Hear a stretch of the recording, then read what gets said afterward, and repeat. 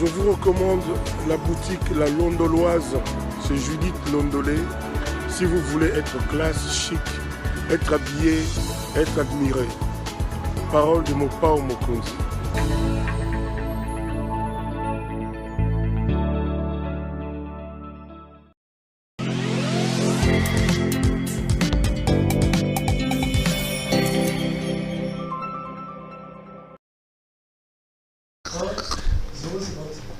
Madame, Monsieur, bonjour et bienvenue à ce nouveau numéro de l'émission Contre nous soit dit, magazine d'analyse d'actualité politique, sociale, économique et même juridique qu'on a lancé ici à CPL. Des questions importantes retenant l'actualité dans plusieurs domaines sont mises sur la table et nous tentons de les décortiquer. L'actualité dans le pays reste encore ce matin dominée par la sortie de M. Vital Kamerhe de la prison lorsqu'on est régime de lutte contre la corruption et que l'on sort un homme qui a été condamné pour détournement et corruption. Est-ce normal? On va en parler dans cette édition. On reviendra également sur d'autres questions importantes d'actualité, notamment la présence de l'armée ougandaise sur les sols congolais ou d'autres questions. Un invité avec moi sur ce plateau, c'est M. Sélé Kanangila. Monsieur Kanangila, bonjour. Bonjour, CPL. Merci d'avoir accepté notre invitation. Ancien journaliste, je rappelle qu'aujourd'hui vous êtes porte-parole des CNC, parti cher à M. Plus Mwabilu Mbayumukala. Comment se porte le parti et comment se porte son autorité morale? Merci beaucoup, Pero Loira, pour la question. Je vais revenir sur la santé de notre parti, mais permettez-moi de dire un mot sur ce débat que j'ai vu dans les réseaux sociaux autour du pasteur Paul Mukendi. Je ne sais pas si vous les connaissez. Paul Mukendi du Canada. Bien sûr, bon, c'est un Congolais, c'est vrai qu'il a au Canada. Condamné à 8 ans de prison, c'est un fugitif parce qu'il a refusé d'aller en prison. Non, mais c'est ce qui se raconte. Voilà pourquoi nous avons cherché l'information. Nous sommes entrés en contact avec certains journalistes canadiens parce qu'on voulait comprendre un peu l'affaire. Au jour d'aujourd'hui, j'aimerais dire aux Congolais que le pasteur Paul Mukendi est un fidèle serviteur de l'Éternel, un pasteur intègre qui n'a rien fait de tout ce qu'on lui reproche parce qu'on dit de lui qu'il a violé une fille. Mukendi est arrivé au Canada en 2003 alors que la fille a continué à dire dans tous les médias canadiens et même lors des différentes audiences qu'elle a été violée en 2001 alors qu'en 2001 le pasteur n'était pas encore au Canada. Le vrai problème du pasteur Paul Mukendi, c'est de s'être levé contre l'homosexualité au Canada. Vous savez qu'avec ce que vous appelez l'évolution du monde aujourd'hui, les mariages pour tous devient une affaire normale. Et donc cet homme trop écouté au Canada, je vous rappelle qu'il fait partie de rares pasteurs noirs au Canada qui, lorsqu'il parle à la télévision, tout le monde écoute. Et donc c'est quand il développe un message contre l'homosexualité au Canada, il est tout de suite interpellé par certaines autorités qui lui demandaient de fermer sa bouche sur ce sujet moyennant quelques billets des banques.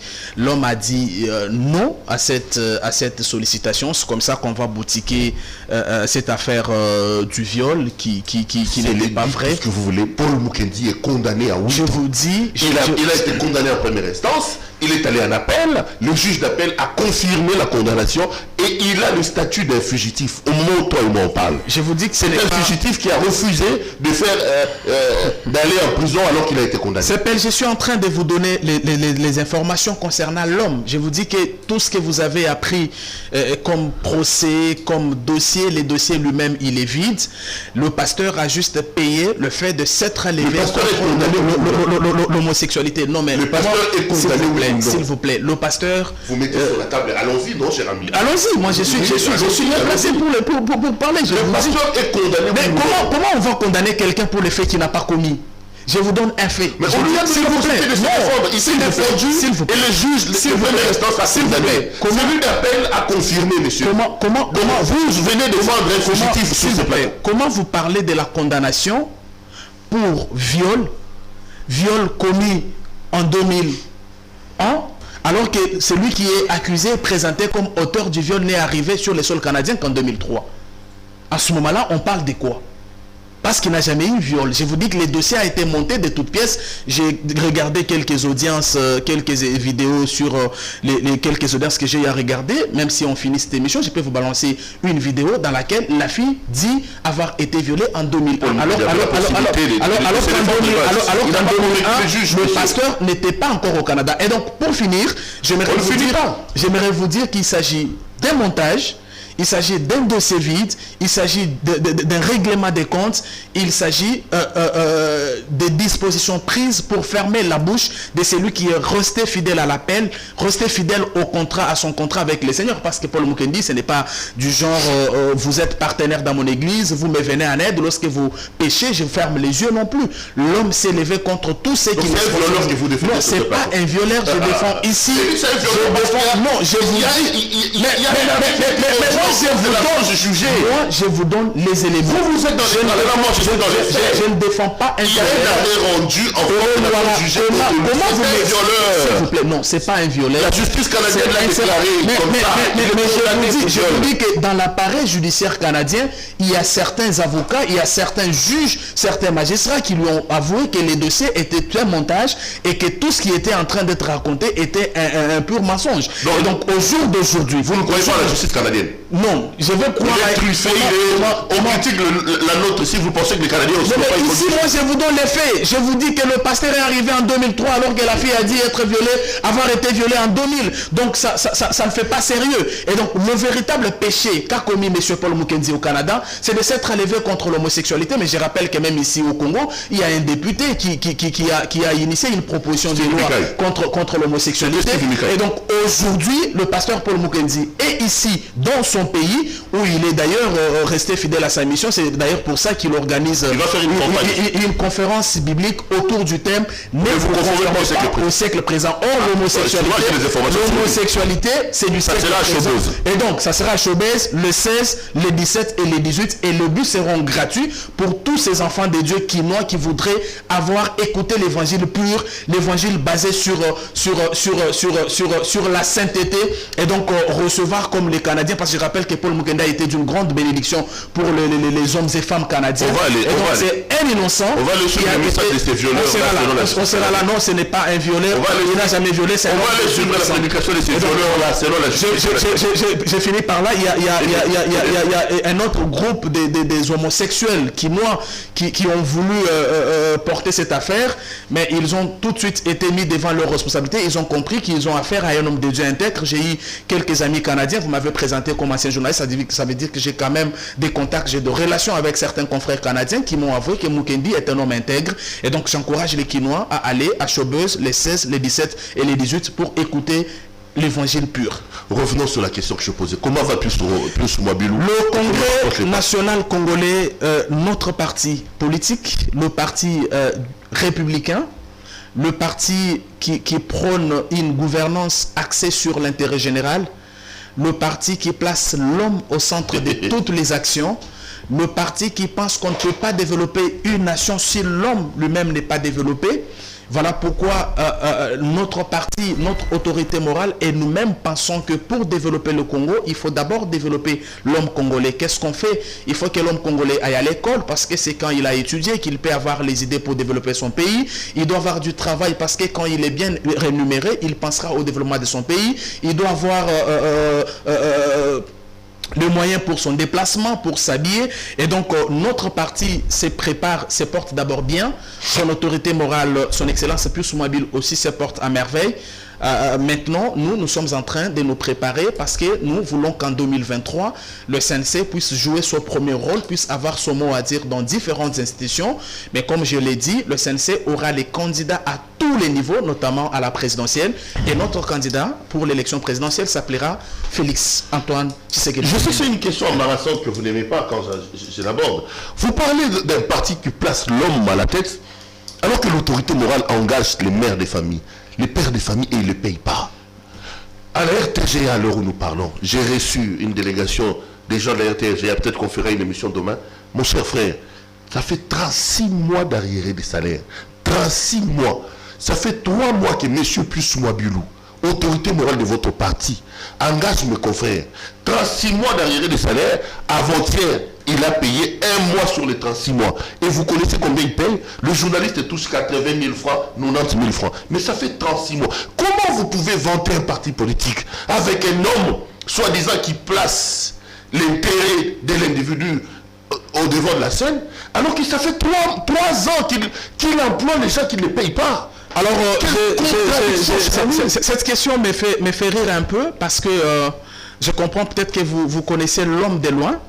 J'ai toujours du mal à parler des individus, mais là, vous m'y poussez, je n'ai pas de choix. Je commence par rappeler ici que le groupe de presse L'Avenir fait partie des rares groupes de presse au Congo qui payent les journalistes. Je suis journaliste, hein. Je suis en face du journaliste. Je parle sur beaucoup d'amis là-bas. Ça fait 36 mois. S'il vous plaît, non, s'il vous plaît. Laissez-moi poser la question. Est-ce que je peux répondre? Je disais que le groupe de presse L'Avenir fait partie des rares groupes qui payent mieux les journalistes en RDC et précisément à Kinshasa. Les journalistes et qui payent par voie bancaire. Est-ce que vous savez que vous parlez à un ancien journaliste de RTGA? 80 000 francs. Est-ce que vous savez que vous parlez à un ancien journaliste de RTGA? Et donc, tout ce qui vous a été raconté, c'est juste un mensonge. Laissez-moi avancer. Laissez-moi avancer. Je sais. Non, mais vous avez soulevé la question. Vous ne pouvez pas l'arrêter. Vous ne pouvez pas l'arrêter. On va vous l'appliquer là-bas. Je dois quand même vous donner les éléments. Je vous dis, non. Je vous dis qu'ici, vous parlez à un ancien journaliste de RTGA. Je rappelle ici que la RTGA, c'est le seul média que lorsqu'on n'arrive pas à payer à la date prévue, fait un communiqué pour s'excuser. Ça, c'est des choses que j'ai... Donc, ça fait 36 communiqués. Non. Ça fait pas Aujourd'hui, je ne sais pas pourquoi vous voulez faire de la situation de la RTGA une situation exceptionnelle, alors qu'elle est presque générale aujourd'hui. Est-ce que vous pouvez me citer un seul média qui a payé ses agents ces 5 derniers mois? CEPEL. Je vais vérifier. Je vais vous dire quoi. Toutes les entreprises du monde, toutes les entreprises du monde ont connu des problèmes à cause de la Covid. Toutes les économies du monde, même des États sérieux, ont connu des problèmes. Pourquoi lorsqu'il y a des petits problèmes à la RTGA, ça doit faire objet de débats dans vos différents plateaux? C'est là qu'il y a l'intention justement de nuire à un homme. Je rappelle ici qu'Epius Mobile dont vous parlez est resté fidèle à la philosophie de ce qu'il prône. L'homme au centre de l'intérêt, c'est comme ça qu'il a déployer pas mal d'efforts lorsqu'il y a eu des petits problèmes à la RTGA pour décanter la situation. Et je vous rappelle que la situation est presque décantée. L'information qui vous a été donnée avant-hier, elle est fausse parce que... Ils ont été payés avant-hier un mois sur les 36 mois. Mais là, ils ont été à justice. Je vous donne l'information. Leur avocat a été saisi. L'information qui vous a été donnée, elle est fausse parce que les discussions avaient été engagés entre les agents et l'employeur pour que certaines situations difficiles qui ont été enregistrées dans l'entreprise puissent être résolues. Et ça sera résolu pour combien de mois? Non, mais moi je vous parle de 36 mois. Je vous retrouve une question. Je vous retourne une question. Le salaire, il a un caractère alimentaire. Expliquez-moi comment quelqu'un peut faire 36 mois sans salaire et continuer à aller au boulot. Dites-moi. Non, mais moi je vous repose la question. C'est pour vous faire comprendre qu'il y a du mensonge. Est-ce que vous pouvez vous lever? Vous, s'il vous plaît. Non. Je dis que s'il y a une situation... Ils sont à combien? S'il vous plaît. Perrault, vous m'avez parlé de 36 mois. Je vous dis tout de suite que c'est du mensonge. Et je vous donne un fait. Comment vous expliquez que quelqu'un qui n'est pas payé pendant 36 mois continue à aller au boulot? Il faut me demander. Il part au boulot avec moi. Il faut me demander. J'étais président de la délégation syndical de la chaîne de Jeannette Kabila. 16 mois d'arriéré de salaire quand j'ai quitté là-bas. C'est par amour à ce travail. C'est par passion pour ce travail. C'est pas par amour. Moi, je connais des confrères qui faisaient le pied pour venir. Et puis c'est par manque. S'il vous plaît. On s'est dit, il vaut bien la fin de Kaka en attendant. Alors, pour le cas des RTGA, vous parlez d'un ancien je vais vous donner la délégation syndicale. Bon, parlons politique. Tous les médias ici, il y a des problèmes. Pourquoi les petits problèmes de la RTGA font l'objet de vos débats? Parlons politique pour... on a vérifiez vos informations. Vos informations sont fausses. Je rappelle ici, les amis, qu'à la RTGA, ça fait 36 mois de salaire. C'est faux. C'est faux. Il y a 3 jours, 1 mois. C'est faux. Et les salaires en vous n'avez pas. Vous n'avez pas. À la RTGA, non. À la RTGA, on ne paye pas. On ne paye pas ce montant-là. Je ne peux pas quand même ici me permettre de dévaler. Non, s'il vous plaît. Le salaire, il est secret. Je connais combien touche chaque agent de RTGA. Je suis enfant de cette maison-là. Vous m'avez présenté comme ancien journaliste de RTGA. Et donc, toutes les informations qui vous ont été données sont fausses, mais j'aimerais, après cette émission, je vais vous montrer les bulletins de paye d'un seul agent de RTGA. On va vous lapider là-bas pour rien. Alors, la politique, c'est quand même cette affaire de vous aimez la sortie de M. Vital Kamerhe. Vous êtes dans l'union sacrée. Vous présentez le président Tshisekedi comme un champion de la lutte contre la corruption. Mais comment expliquez-vous que cet homme, qui se vend dans la peau d'un combattant de la lutte contre la corruption, contre les détournements, décide de libérer certaines personnes condamnées par la justice congolaise sur base des détournements? Je parle notamment des DG de l'OVD, des DG des Sokos qui ont bénéficié des grâces présidentielles. Et comment interprétez-vous la sortie de M. Vital Kamerhe? Merci beaucoup. J'ai vu les débats que cette liberté provisoire accordée à M. Kamerhe a créé dans les réseaux sociaux. Je note ici que lorsque M. Kamerhe est arrêté, il y a les gens qui ont dit dans ce pays que c'est Tshisekedi qui était en train de se débarrasser de son adversaire de 2023. J'ai conclu ici que les Congolais ne sont pas honnêtes parce que j'ai même réalisé que tout ce qu'il y a eu comme message de compassion et d'amour à Kamerhe, normalement, ce n'était pas de l'amour, ce n'était pas de la compassion non plus.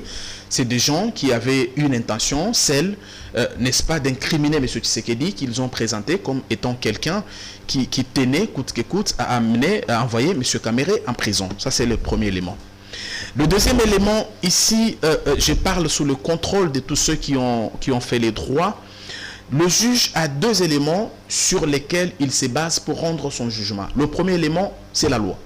Le deuxième élément, on parle de sa conviction. C'est-à-dire que, après avoir consulté ce que dit la loi, le juge est mis devant ses responsabilités et peut donc faire appel à sa conviction en vue de prendre des décisions. Je note ici également que les gens ont du mal à comprendre l'état des droits. L'état des droits, je l'ai toujours défini comme étant une société dans laquelle la loi est au-dessus de tout le monde. Et l'état des droits veut aussi dire la séparation de pouvoir. Je note que le pouvoir judiciaire qui avait condamné Kamerhe est revenu en charge. Non pas pour lever la condamnation de M. Kamerhe, non pas pour acquitter M. Kamerhe, non pas pour innocenter M. Kamerhe, mais la Cour de cassation accorde une liberté provisoire à M. Kamerhe sur base de l'article 45 de la loi qui organise le fonctionnement de la Cour de cassation. Pour moi, il s'agit d'une juridiction qui a fait son travail.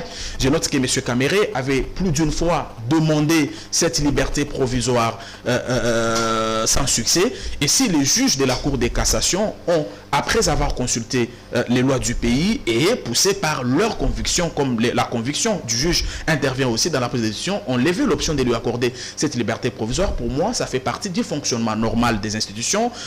Il n'y a aucune institution qui a donné injonction à une autre. Si la Cour de cassation estime que M. Kamerhe peut bénéficier de cette liberté provisoire, c'est même ça l'état des droits. Moi, j'ai l'impression que les gens pensent que dans l'état des droits, il n'y a que les uns qui ont le devoir et pas les autres. Non. Autant vous avez les droits dans l'état des droits, vous avez aussi les devoirs. Et vous n'êtes pas gêné, comme certains combattants de l'UDPS, de voir M. Kamerhe, sur qui pèse quand même des soupçons des 57 millions de dollars américains dans l'affaire 100 jours volés, maison préfabriquée, être dehors, vous. En tant que monsieur tout le monde, ça me gêne. Parce que j'entends quand même la somme, elle est colossale. C'est 56 millions de dollars.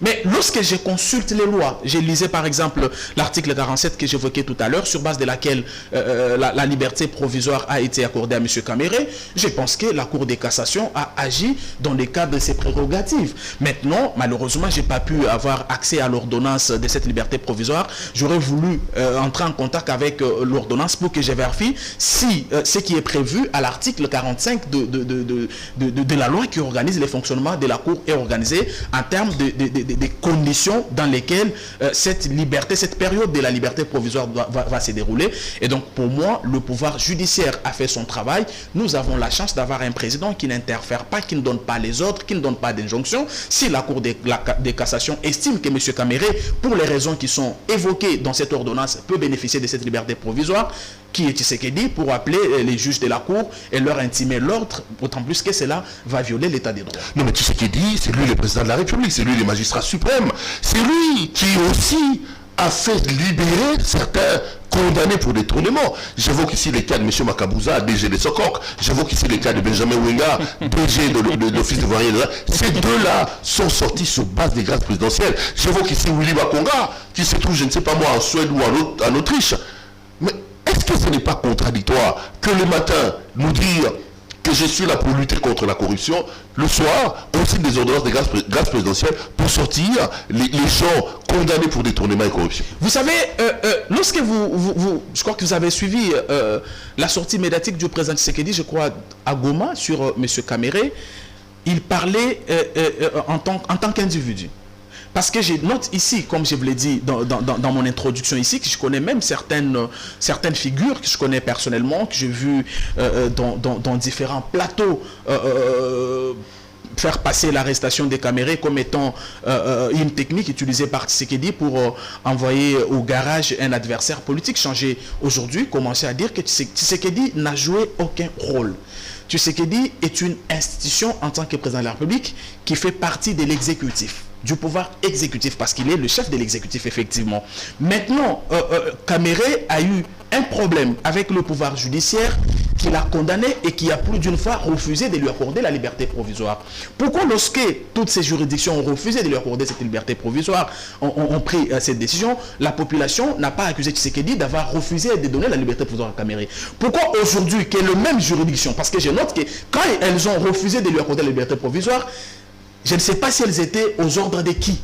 Et si aujourd'hui, sur base de leur loi, estime que M. Kamere, pour telle raison ou pour telle autre raison, peut bénéficier de cette liberté provisoire, dans la société normale, tout le monde allait se taire, d'autant plus que, comme je l'ai dit, M. Kamere n'a pas été innocenté, il n'a pas été acquitté non plus, il est plutôt sous le régime de la liberté provisoire, et vous êtes juriste, vous savez que pendant la liberté provisoire, il y a des choses que la personne concernée ne peut pas poser comme acte. C'est pour ça que j'ai dit, j'aurais voulu entrer en contact avec l'ordonnance pour vérifier si, dans le cadre de l'article 45 de la loi qui organise le fonctionnement de la Cour de cassation, toutes ces conditions ont été posées. Je parle de Makabouza, je parle de Ouinga. Non, mais ceux-là sont sortis avec la bénédiction de M. Tshisekedi lui-même. Parce qu'ils sont bénéficiaires des grâces présidentielles alors qu'ils ont été condamnés. Vous savez que dans ce pays, moi je vous ai toujours dit, lorsque vous voulez dresser le bilan de quelqu'un, partez de ce qu'il trouve. Tshisekedi trouve quel système? Il trouve un système corrompu. Aujourd'hui, moi je suis content qu'on parle de détournement, qu'on sache que tel ou tel autre a détourné.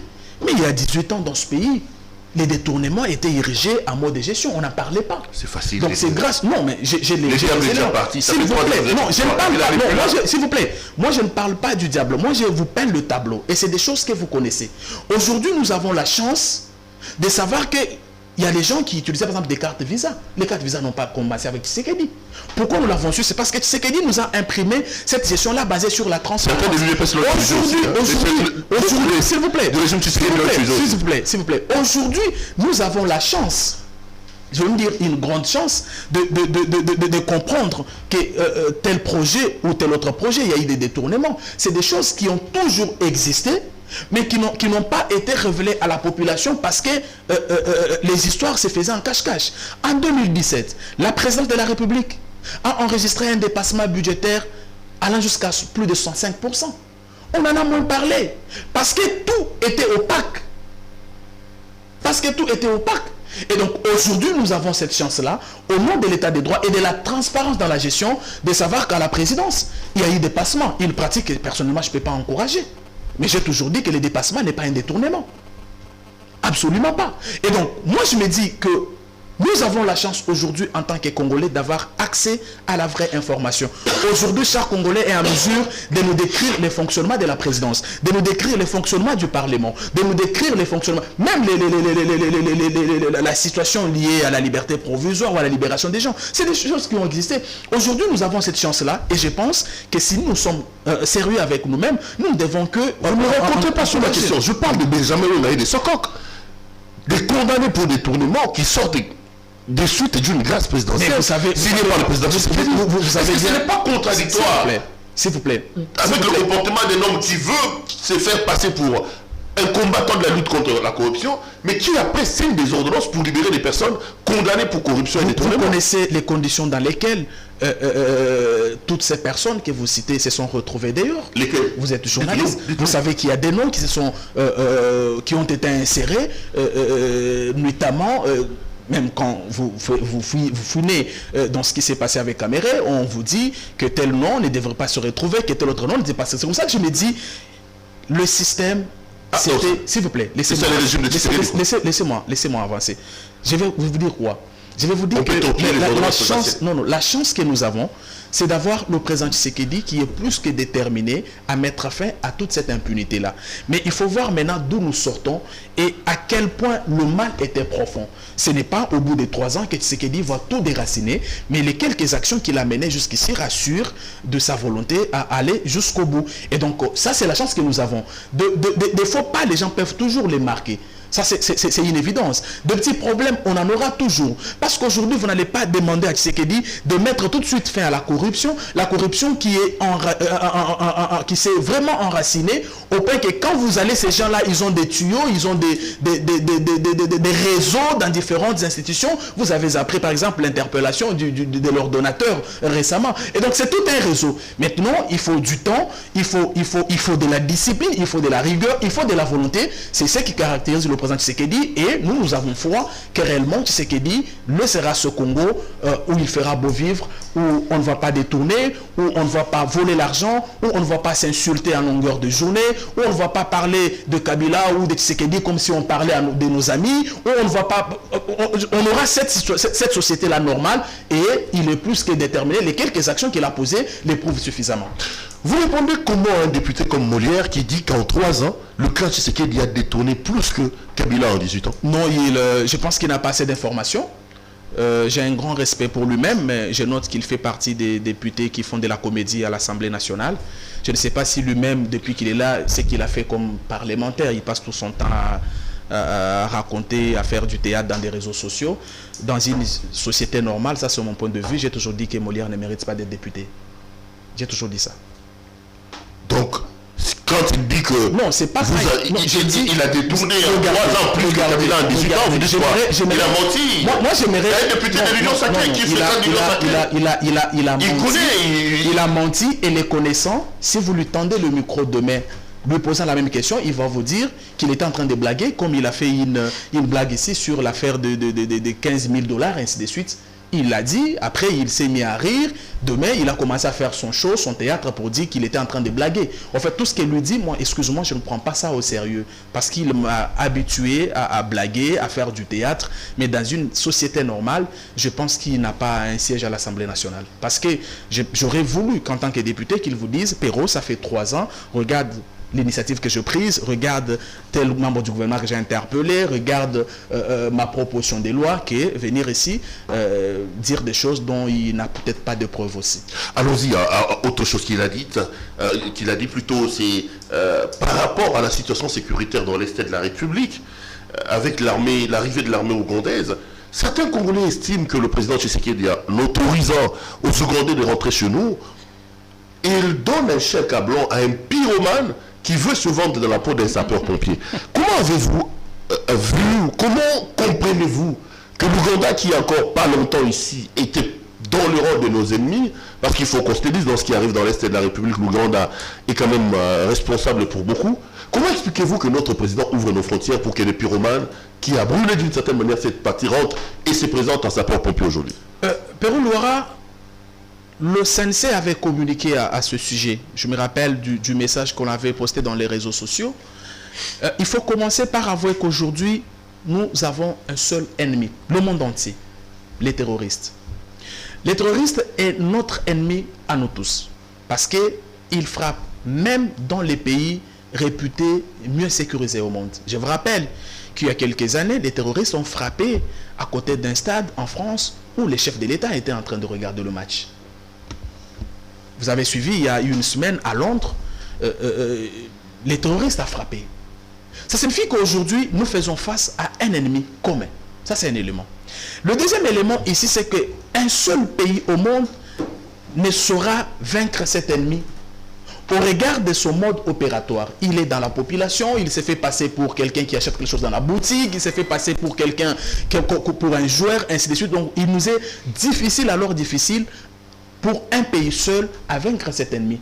C'est quoi le péché que Tshisekedi commet s'il lève l'option, comme d'autres personnes, de mutualiser les forces afin de vaincre cet ennemi qui est les terroristes qui nous inquiètent nous tous? Qu'est-ce qui se passe? Ce qui se passe, c'est que les ADF sont de rebelles d'origine ougandaise, mais basés malheureusement dans notre pays. Alors le président ougandais a pendant longtemps pris à la légère la question des ADF parce qu'il pensait qu'il ne représentait pas une menace pour lui. Mais si aujourd'hui il a levé l'option de venir faire avec nous pour vaincre ses ennemis, c'est à cause de ce qui s'est passé dans la capitale le 16 novembre 2021, où les ADF ont frappé en pleine capitale Kampala. Alors que si chez nous, on peut encore dire, écoutez, c'est la frontière, frappe à la frontière. Chez lui, ils ont frappé en pleine ville capitale. C'est comme ça qu'il comprend effectivement que la menace était sérieuse et qu'il y avait besoin, n'est-ce pas, de mutualiser nos forces pour qu'on mette fin à cette insécurité. Qu'est-ce qui s'est fait? Ce qui s'est fait, c'est que les ADF, à tout moment qu'ils attaquaient chez nous, ils trouvaient refuge en Ouganda. Et lorsqu'ils sont pourchassés de l'autre côté, ils trouvent refuge chez nous. C'est quoi le péché lorsqu'on dit, bon, écoutez, on les attaque ensemble. Comme ça, ils n'auront pas de refuge ni chez vous, ni chez nous, parce qu'ils constituent aujourd'hui une menace sérieuse pour notre sécurité à nous tous. Et donc, pour moi, je pense qu'il n'y a aucun péché. Le besoin, il était plus que urgent. Et d'ailleurs, vous avez suivi certains élus de cette partie du pays qui sont d'accord avec cette initiative. Et je pense que vous avez l'idée sur ce qu'a été le travail de cette opération depuis qu'elle est lancée, les fruits. Et donc, jusqu'ici, moi, je pense que les choses avancent dans la bonne direction. Et l'option de nous mettre ensemble, comme il y en a dans presque tous les pays du monde, elle était salvatrice pour notre parti, le Congrès national congolais, tout comme pour la population congolaise. Vous faites venir l'Ouganda chez nous 5-6 mois après la mise en place de l'état des sièges. Ça veut dire quoi? Ça veut dire que tous les discours où on nous disait qu'il y a des retombées, que l'état des sièges portait des fruits, c'était du mensonge. Est-ce pas la preuve que le président Tshisekedi, avec son état des sièges, a échoué? Le président Tshisekedi a enregistré, je vais dire, beaucoup de prouesses avec l'état des sièges. Je vous rappelle que pendant l'état des sièges, beaucoup de villages qui se trouvaient entre les mains de rebelles ont été reconquis, ce village-là.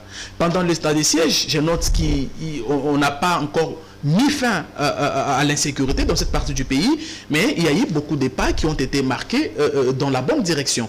Mais comme j'ai toujours dit, ces gens-là, ils ont toujours un esprit revanchard, parce qu'ils ont vu en l'avènement de l'état des sièges la fin de leur COP. Je rappelle ici que dans ce qui se passe dans la partie est de notre pays, il y a beaucoup d'implications. Les implications internes tout comme externes. Perrault Louara, c'est pas quand même possible que vous veniez chez moi, je réalise que Perrault est en train de me ravir la proie et je vais garder, croiser les bras. Et donc, les quelques cas isolés d'insécurité qui ont été enregistrés, pour moi, je mets ça dans le panier de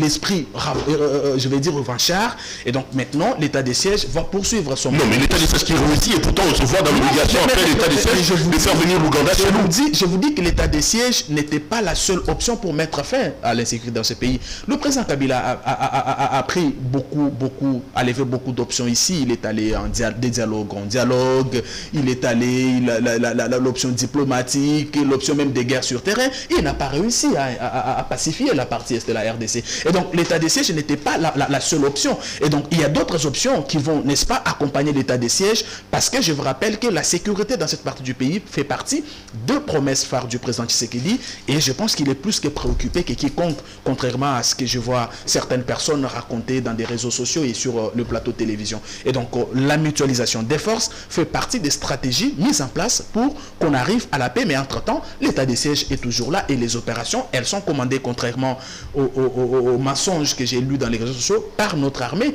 Le fils Museveni ne gère que l'unité ougandaise qui est venue, n'est-ce pas, pour combattre à nos côtés. Le président de la République a dit que s'il ne ramenait pas la paix dans l'Est de la République, ça serait un échec pour son mandat. Donc il a conditionné la réussite de son mandat pour l'Est de la République. Alors, mais non. Vous ne pouvez pas dire qu'il a conditionné la réussite de son mandat par la situation dans l'Est. C'est ce qu'il a dit. Il faut plutôt dire que la situation de l'Est les préoccupe. Ça, c'est un élément. Le deuxième élément maintenant, s'il vous plaît, je vais vous donner. Mais lorsque vous posez des questions, laissez-nous quand même répondre. Ça veut dire qu'il aura échoué dans son mandat. Donc c'est un mandat qui échoue déjà. Ce que je vais vous dire, non, vous ne pouvez pas résumer un mandat par un seul aspect. Non, le président fait une erreur. Non, je ne vais pas verser dans vos affirmations gratuites. Oh là là. Moi, je note ici que depuis que le président Tshisekedi est arrivé au pouvoir, beaucoup de choses ont évolué positivement. Beaucoup de choses ont évolué positivement. Et donc, aujourd'hui, la situation de l'Est, elle fait partie, n'est-ce pas, des dossiers très importants auxquels le président Tshisekedi doit trouver solution. Et nous ne les disons pas parce qu'on veut les dédonner. Il a des promesses qu'il a faites aux Congolais, mais nous réalisons ici que jusque-là, il est dans la bonne direction et qu'il il avance pas mal dans le cadre de ces promesses-là. Ok, il y a des promesses, il en a fait beaucoup. Hein. Il a aussi dit qu'il fera du Congo l'Allemagne. Il en a réalisé aussi beaucoup. Il en a réalisé aussi beaucoup. Il a dit qu'il fera de nous l'Allemagne. Mais il en a réalisé aussi beaucoup, les promesses. Là, vous n'en parlez pas. Est-ce que nous sommes déjà arrivés même à la Tchécoslovaquie? Non, vous dites qu'il en a fait beaucoup, je suis d'accord. Mais il en a aussi réalisé beaucoup. Si vous voulez, on peut revenir sur quelques-unes de ces promesses qui ont été réalisées. Lesquelles? La gratuité qui est enlevée de la Constitution et qui a été amenée dans les écoles. Il y a gratuité dans le pays? Avec tout ce qui est un problème, il y a les écoles où les enfants n'étudient pas. Il y a eu récemment la réforme, s'il vous plaît. La qualité de l'enseignement qui baisse. La réforme sur la retraite en France, il y a eu des problèmes. Qui vous dit qu'à travers le monde, lorsqu'il y a eu une réforme, ça passe comme il est déposé à la poste? Ce que j'ai dit pour la sécurité dans l'Est, je peux le dire également pour la gratuité. Vous savez combien de gens bouffaient l'argent sur les têtes des élèves? Et vous pensez que ces gens-là vont rester croix brasés parce que M. Tshisekedi a amené la gratuité? Mais ce qui compte, c'est que dans cette douleur-là, nous avons atterri pour la première aventure. Et nous sommes en train d'y aller mollo pour la deuxième aventure. Je rappelle que pour la première aventure, alors qu'on était pendant la phase expérimentale, 4 millions d'enfants sont allés étudier. Je suppose que cette année, on en aura plus. Ne pensez pas que la réforme va passer comme une lettre à la poste. Il y a toujours des gens qui vont s'y opposer parce que voyant leur pain partir, mais nous sommes dans la dynamique telle qu'on ait du pain pour tout le monde au lieu que ça soit réservé à une classe de personnes. C'est comme ça que quand ils trouvent en 2018 un enseignant avec 92%, aujourd'hui il a 375 000 de salaire. On ne dit pas que c'est assez. On dit que c'est peu, parce qu'avec 375 000 $, l'enseignant ne peut pas subvenir à tous ses besoins. Mais nous, j'ai dit 375 000 francs congolais. Il est parti de 92 000 à 375 000. Nous ne disons pas que c'est assez, mais nous constatons qu'un pas a été marqué. Et nous plaidons pour que la situation aille d'amélioration en amélioration. Mais nous dire qu'il n'a rien fait, ça c'est faux, parce que quand il arrive, Transco créé en 2013 avec 500 bus, il trouve Transco avec 60 bus, dont les autres en panne dans la résidence de quelqu'un vers la Tchangou là-bas. Dans moins de 2 ans, Transco a aujourd'hui plus de 400 bus. Ce sont les commandes vous allez là. Non, s'il vous plaît. Ce débat-là, non, écoutez, est-ce que vous aviez suivi les discours du ministre de Transport lors de la mise en circulation de ce bus? Il a circonscrit les temps pendant lesquels la commande a été faite. Ce n'était pas Soutibala, c'est Yulun Kamba. Et donc ça, c'est des discours que vous développez dans l'opinion parce que vous voulez la désorienter. Qu'est-ce que Tshisekedi fait de mal quand il arrive à la SNCC? Il trouve une société où il n'y a même pas d'instruments de production. Entre-temps, les employés ont des arriérés des salaires. Est-ce qu'il commet un péché quand il dit commençons par le commencement, c'est-à-dire achetons l'outil de production, parce que de la production, nous allons payer les agents? Vous pouvez ou ne pas l'aimer, vous réaliserez qu'il y a eu beaucoup de bons pas qui ont été marqués, mais nous disons qu'il y a beaucoup à faire. Mais comme je vous ai toujours dit, lorsque vous voulez juger quelqu'un, il faut partir de ce qu'il trouve. Il trouve quoi quand il arrive? Biden arrive, il prend un pays où les taux de chômage c'est inférieur, tout est bon. Tout ce qu'on a reproché à son prédécesseur, c'est la mauvaise gestion des Covid. Il prend tout l'argent, il affecte là-bas. Mais quand il trouve ici, il trouve Transco avec 60 bus. SNCC, n'en parlons pas. SCTP, tout est par terre. Vous voulez qu'il fasse quelle magie? Il commence par le commencement. Et aujourd'hui, il fait pratiquement un double travail. Il pose la fondation en même temps qu'il élève les murs. Et la population sait. Voilà pourquoi tous vos messages que vous avez distillés ici, la population vous a montré le contraire. Tout ce que vous avez vu comme débat ici, j'ai toujours dit, et j'aimerais un débat avec n'importe quel représentant de l'opposition. Les gens savent qu'au regard de ces débuts triomphal de Tshisekedi, en 2023, personne ne peut le battre. Personne ne peut le battre. C'est comme ça que maintenant, il faut étaler les lits de la contestation avec le bloc patriotique qui est mort-né. Aujourd'hui, je vais demander à mon aîné Papi Tamba ce qu'il en est, parce que j'ai vu lors de la dernière marche, Popol se plaindre que les amis du PPRD ne partent jamais à la marche. c'était quand même désolant. Bien sûr, je l'ai vu se plaindre. Il était vraiment mécontent de cette affaire. Et donc, je me dis qu'il y a beaucoup de choses qui ont marché et tout le monde s'est cassé au regard de ce qu'il a fait, au regard des conditions dans lesquelles, de l'état plutôt dans lequel il a trouvé le pays, à une élection transparente, crédible, que Kadima va organiser, personne ne peut le battre. C'est comme ça que ce qu'il faut faire, c'est quoi? Créons les blocs patriotiques, étalons notre ligne de contestation pour qu'on ait un discours. Allez, on va terminer cette émission, cher Célie Kanangila, avec un mot sur Congo Hold-up. Vous pensez que Kabila, c'est le voleur qu'on est en train de peindre dans ces rapports-là? Non, sur cette affaire des Congo Hold-up, notre parti a décidé de ne pas aller dans un sens tout comme dans un autre. Pourquoi? Parce que il y a des noms, je vais des raisons. La première raison, c'est qu'il y a des noms qui ont été cités. Mais il n'est pas dit que ce qui est dit par Congo Hold-up est une parole de l'évangile, que quand Congo Hold-up nous dit que tel a volé, forcément il a volé. Non. C'est comme ça que nous on s'est dit, bon, il y a les noms qui ont été cités. Nous attendons que la justice fasse son travail. Si elle peut auditionner certaines personnes, en ce moment-là, nous allons donner notre point de vue. À ce stade, nous constatons qu'il y a 2 médias qui se sont mis en place pour produire leurs enquêtes. Nous n'avons pas un message à donner. La deuxième position ici, c'est connaissant la position, le rôle, le véritable rôle que joue le média européen, le média français particulièrement. Moi, c'est mon point de vue. J'ai toujours l'impression que ces médias constituent un instrument au service des autorités françaises pour régler les comptes à certains États ou à certaines personnalités à travers le monde. La preuve, c'est que quand vous allez dans d'autres pays au monde, les médias dépendent du ministère de la Communication. En France, ça dépend du ministère des Affaires étrangères. En principe, c'est un instrument au service du ministère des Affaires étrangères. Et donc, moi, je ne peux pas me prononcer dans un sens tout comme dans un autre. Je dirais un mot lorsque le procureur aura fait son travail et qu'il nous aura présenté effectivement les gens qui nous sont présentés dans ce rapport comme étant des détourneurs. Mais déjà, quand vous regardez le travail qui avait déjà abattu par Alinguete, un travail impeccable, je pense que c'était pour nous suffisant. Pour le reste, nous n'avons pas de position à donner, nous ne l'exprimons pas non plus. Allez, c'est les Kanangila. Merci d'être venu nous voir. Merci beaucoup, Sepel. Merci de m'avoir beaucoup taquiné aujourd'hui. Revenez quand vous voulez, c'est chez vous aussi. Allez. Je suis très Madame, Messieurs, l'émission est terminée. Grand merci à vous de nous avoir suivis. Retrouvons-nous demain pour un autre numéro. Bonsoir chez vous. Au revoir.